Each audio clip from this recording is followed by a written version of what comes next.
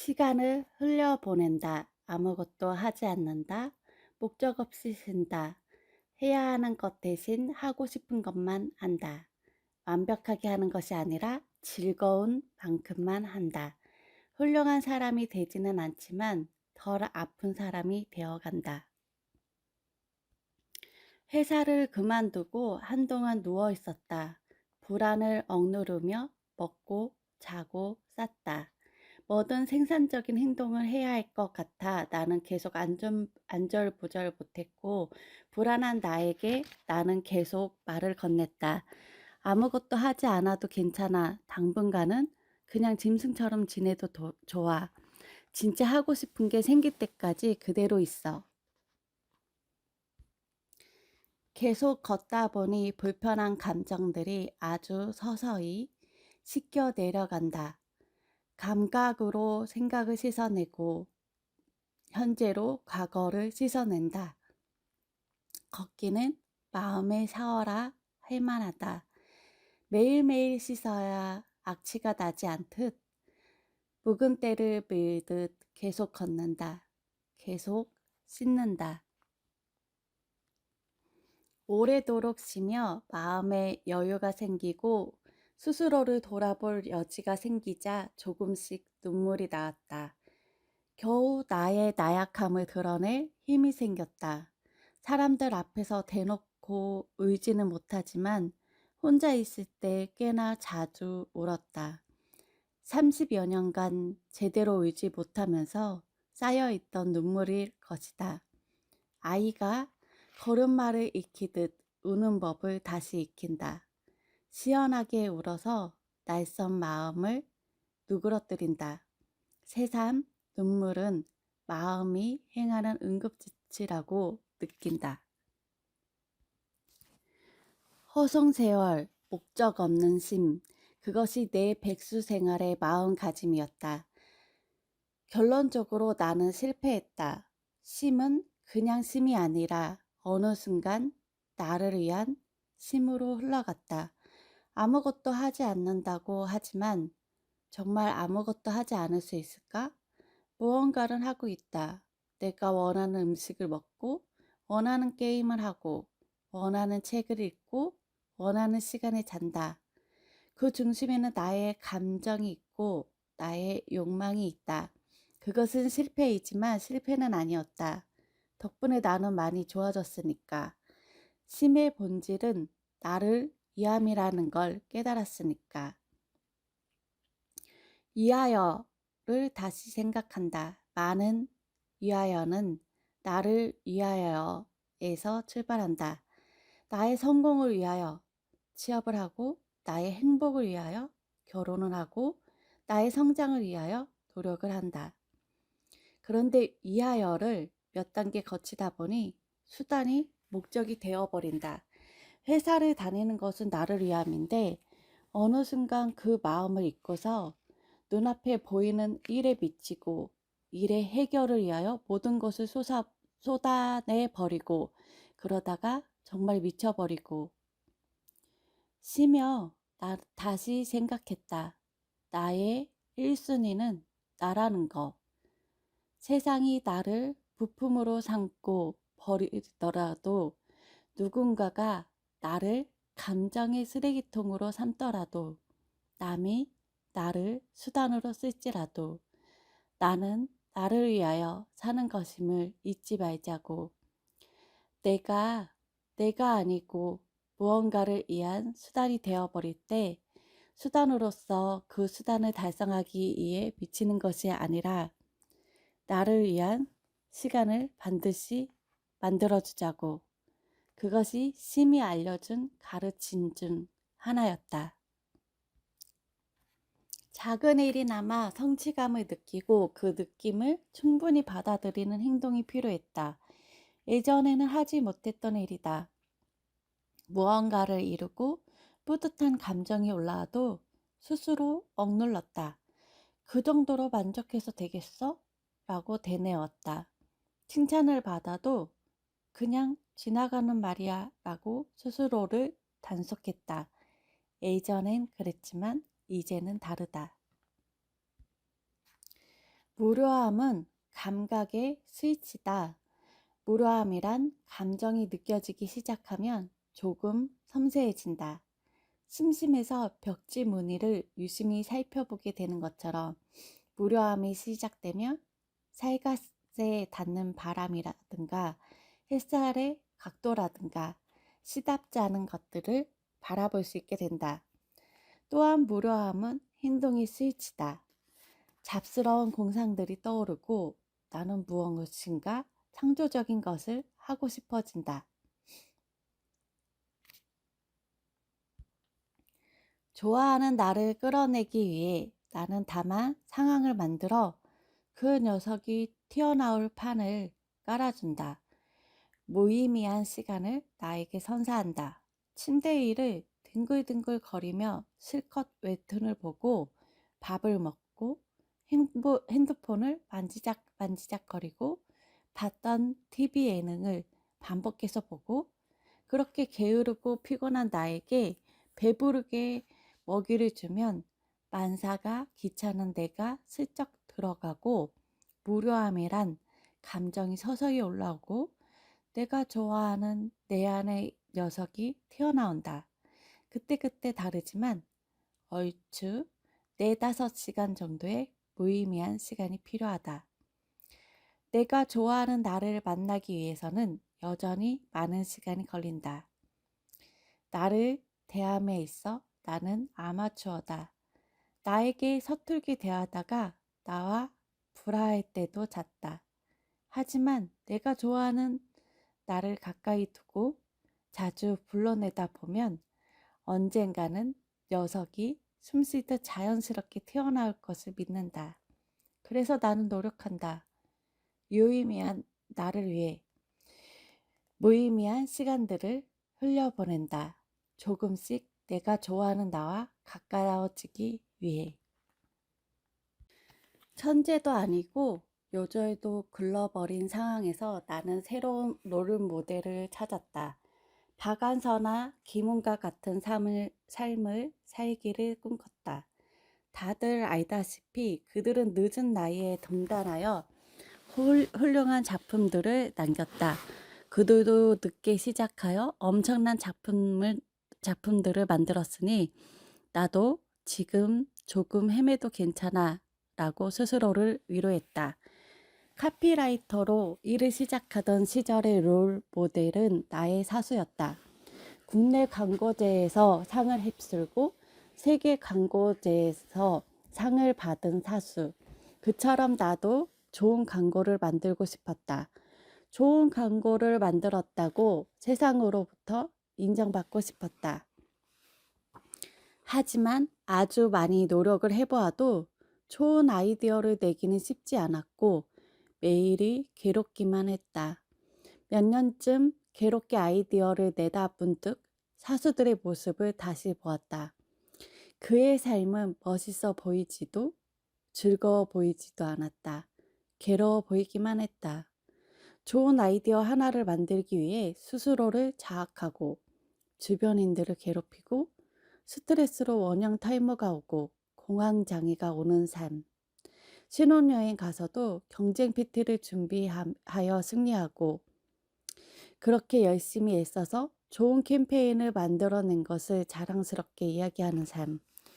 자신은 아이가 크는 것을 보지 못하고 살았다며 후회 섞인 목소리로 이야기를 하지만 후배에게도 그러한 삶을 살아갈 것을 은근하게 강요하는 삶. 다 불쌍하기만 했다. 저 사수의 위치에 다 다르기도 힘들겠지만 만일 노력과 행운을 거듭하여 그 자리에 오른다고 해도 괴로울 것을 생각하면 막막하기만 했다. 그때 나는 소설가 살만 류슈디를 생각하며 스스로를 위안했다. 그는 카피라이터 생활을 10여 년 동안 하며 짬짬이 글을 쓰고 훌륭한 작가가 되었다. 나는 카피라이터로 일을 하면서도 빛나는 다른 무언가를 가질 수 있어 라고 스스로에게 되뇌었다. 하지만 살만 루스디가 첫 소설을 세상에 낸 시점의 나이와 가까워지며 또 초조해져 갔다. 생각해보면 나의 롤 모델이란 참조하여 따라가기 위한 방향점이라기보다는 그저 위안을 얻기 위한 도구였다.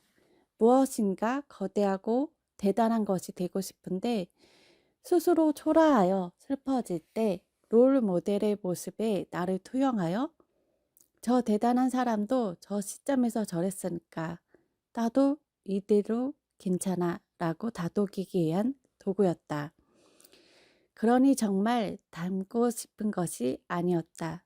그저 그의 아우라를 얻고 싶은 것뿐이었다. 구체적인 삶에 다가갈수록 롤 모델이란 판타지는 희미해졌다. 나에게 롤 모델은 이 입을 통해 불안을 해소하기 위한 도구였으니까. 도서관에 직업책들을 반납하며 새삼 롤 모델에 대해 생각한다. 책에서 내 인생에 롤 모델을 찾을 수 있을 리 없었다. 내가 꿈꿨던 롤 모델들은 판타지였으니까. 그저 그 서사를 흉내내고 싶었을 뿐 무엇이 되고 싶은 적이 제대로 없었으니까. 그것은 내가 되고 싶은 것이 아니었으니까. 다시 생각해 본다. 작고 구체적인 것에서부터 출발해 본다. 내가 무엇에서 즐거움을 느끼는지 생각해 본다. 맛있는 음식일지, 즐거운 경험일지, 창조하는 짜릿함일지, 관계의 포근함일지, 그리고 그 즐거움들의 강도를 생각하고 그 즐거움을 극대화할 방법을 생각해 본다. 지금 이 순간처럼 글을 쓰는 것도 나에게는 즐거움을 가져다 주는 행동 중 하나일 것이다. 그 즐거움이 업이 될 수도 있을 것이고, 그 즐거움을 충족하기 위해 필요한 것이 돈일 수도, 넉넉할 시간일 수도 있을 것이다. 그렇게 조금씩 천천히 나를 알아가며 나의 진로를 찾아보자고 스스로에게 얘기해 본다. 조급해하지 말자고. 불안에 잡아먹혀서 섣부른 판단을 하거나 어떤 아우라에 휩쓸려서 혹하지 말자고 생각해 본다. 여기까지 생각하고 나의 롤 모델을 다시 생각한다. 지금 나의 롤 모델은 나의 감각이다. 중요한 것은 내가 행복해지는 감각을 스스로 인지하고 있다는 사실이다. 무엇을 할 때 내가 즐거운지 알고 그 즐거움의 극단에 무엇이 있는지 알아가는 것, 내 욕망의 형태를 이해하는 것, 내 욕망을 키워가는 것, 그만큼 인생은 풍부해지고 그만큼 인생은 살만해진다. 과거에 뾰족했던 나와는 별개로 넉넉한 시간이 가져다주는 너그러움을 나의 기본으로 만들어가는 시간, 이 넉넉함을 충분히 누릴 만큼 누려서 나의 마음에 단단하게 새겨질 수 있도록, 그 언젠가 마음이 강팍해질 때에 흔들리지 않을 수 있도록 나는 충분히 백수의 시간을 즐겼다. 자리가 사람을 만든다 라는 말에 동의하지 않는다. 반대로 어떤 자리에 오르며 자신도 모르던 면모가 드러나는 것이라 생각한다. 그런 의미에서 내가 가장 나다워지는 자리는 쉼이다. 나의 모든 모습을 무람 없이 풀어내는 자리. 내가 좋아하고 싫어하는 것을 알아가고 좋아하는 것만 챙겨주는 시간. 쉬고 또 쉬며 나 자신이 되어간다. 다시 세상에 나아가도 덜 흔들릴 수 있도록 나를 다진다. 특히 중요한 것이 체력이다. 체력이 바닥나면 내 바닥의 감정이 고스란히 드러난다. 이전 회사에서는 항상 짜증이 가득해서 표정이 굳어 있었다. 작은 일로 토라져서 동료들에게 말 한마디 않고 모니터만 보고 있을 때가 많았다. 누가 봐도 피곤한 사람, 아니, 주변을 피곤하게 하는 사람이었다. 내가 원하는 나를 더 잘 드러내고 싶다. 사람들에게 항상 친절한 나, 상대방의 실수를 허허 웃으며 넘어갈 수 있는 나, 남의 감정을 받아줄 수 있는 넓은 품을 가진 나, 내가 밖으로 보이고 싶은 긍정적인 나. 이는 마음의 여유가 있어야 가능한 일인데, 마음의 여유가 있기 위해선 일단 체력의 여유가 있어야 한다. 내가 좋아하는 나를 자주 만나고 그 나를 갈고 닦다 보면 그런 나의 지분이 늘어날 것이다. 그래서 내 안에 있는 수많은 나들 가운데 그 녀석을 가장 앞에 세울 수 있을 것이다. 그리고 그 녀석과 친해지면 지금처럼 힘겹게 녀석을 불러내는 것이 아니라 동네 친구를 불러내듯 수위 그 녀석을 불러 세울 수 있을 것이다. 그래서 나는 운동을 한다. 탄탄해지는 몸은 덤이다. 나는 여전히 사람들에게 착한 사람이 되고 싶다. 다만 착해서 괴로워지는 부분을 덜어내고 나에게도 착한 사람이고 싶다. 그래서 매사에 착한 사람이 되려 하기보다 대체로 착한 사람이 되고 그만큼 나에게 착해지려 한다. 조건 반사적으로 튀어나오려는 착한 행동을 나는 의식적으로 자제한다.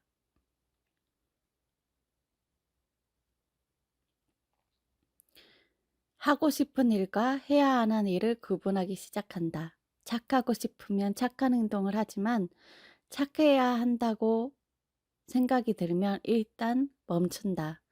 억지로 선의를 지어짜는 행동을 자제한다. 착하다는 단어에서 내가 싫어하는 나를 내가 아니게 하는 부분들을 걷어낸다. 그리고 그만큼 내가 원하는 것들을 채워 넣는다.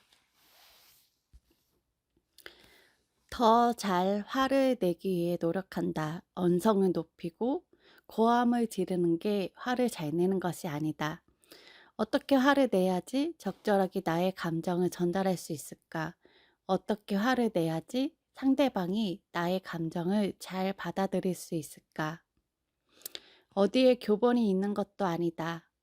사람마다 화를 내는 방식은 다를 것이고 나에게 맞는 적절한 방법을 찾는 것은 오로지 나의 몫이다. 일신상의 사유라는 단어를 찾아보니 네이버 지식백과에서는 노무 수행상의 적격성을 현저하게 저해하는 사정이 근로자에게 발생하여 업무를 충분히 감당할 수 없게 되는 경우라고 한다. 터무니없다. 퇴직의 이유에는 회사에 대한 불만부터 개인의 여러 가지 사정까지 수많은 사유들이 있을 텐데 일신상의 사유란 말은 많은 것을 개인의 책임으로 거칠게 압축해서 툭 던진다.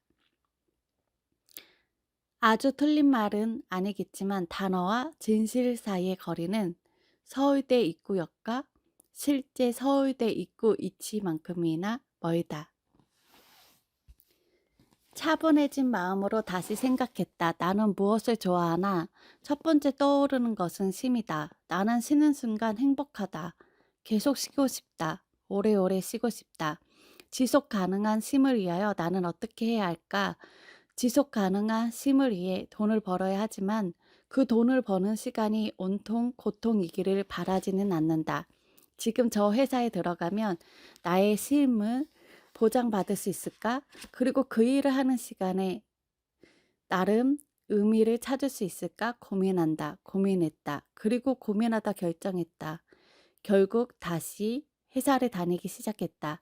역시나 광고일이고 역시나 카피라이팅 업무이다. 지금껏 내가 쌓아온 시간을 생각하면 시간 대비 가장 많은 돈을 벌 수 있는 일이다. 늘 그렇듯 광고일이 녹록지는 않다. 업무 스트레스는 천양처럼 달라붙고 때때로 일이 몰리거나 감정이 끌어오르면 공황이 찾아왔다. 시기 전과 크게 다르지 않은 일상이다. 다만 나의 마음가짐은 달라졌다. 시기 전의 나에겐 회사에서의 나만 있었고 그 내가 무너지자 나 전체가 무너졌다. 지금은 그 나 말고도 많은 내가 있다. 혼자서 평안한 내가 있고 나를 관찰할 줄 아는 내가 있고 글을 쓰고 있는 내가 있다. 오래도록 쉬며 나는 나들을 많이 만났고 나들은 제법 힘이 생겼다. 회사에서의 내가 힘겨워할 때면 그 나들이 나를 지탱해 준다. 여전히 우울과 불안은 불쑥불쑥 찾아온다. 하지만 더 이상 그들은 정체 모를 감정이 아니다. 완벽하지는 않아도 나는 그 아이들이 어떤 아이들인지 대략은 안다. 나를 관찰하는 내가 있기에 나는 이제 그 감정의 원인들을 안다. 그래서 그 감정들을 어떻게 돌봐야 할지 안다. 물론 그 감정을 표출하는 방법은 어설프고 버벅대지만 조금씩 더 나아지리라 믿는다. 심의 시간은 백수 시절보다 많이 줄어들었다. 하지만 심의 밀도는 올라갔다. 대단한 것을 하여 심의 밀도가 높아지는 것은 아니다. 그저 쉽게 느슨해지고 쉽게 무의미해지는 것이다. 가치 없는 휴식에 스스로 자괴감을 느끼는 것이 아니라 그저 생각 없이 쉰다. 오랜 시간의 쉼이 어느 정도 몸에 깃들어서 나는 다시 쉽게 그 쉼으로 돌아갈 수 있다. 그 소소한 쉼을 지키기 위해 노력한다. 회사의 책상 위에 놓아둔 인력은 스스로를 점검하는 알람의 역할이다. 인력을 뜯는 것도 잊은 채 며칠이 지났다면 종이 한 장 뜯을 여유 없이 마음에 일이 꽉 들어차 있다는 메시지다. 인력을 실제 뜯지 않았다면 혹은 어제 먹은 저녁이 기억나지 않는다면 나는 의식적으로 쉰다. 그것이 나를 책임지는 방식이다. 비로소 나는 말할 수 있다. 나는 일하기 위하여 쉬지 않는다. 나는 쉬기 위하여 일한다. 내 인생에서 가장 중요한 목록을 적는다면 지금 나의 1순위는 쉼이라 하겠다.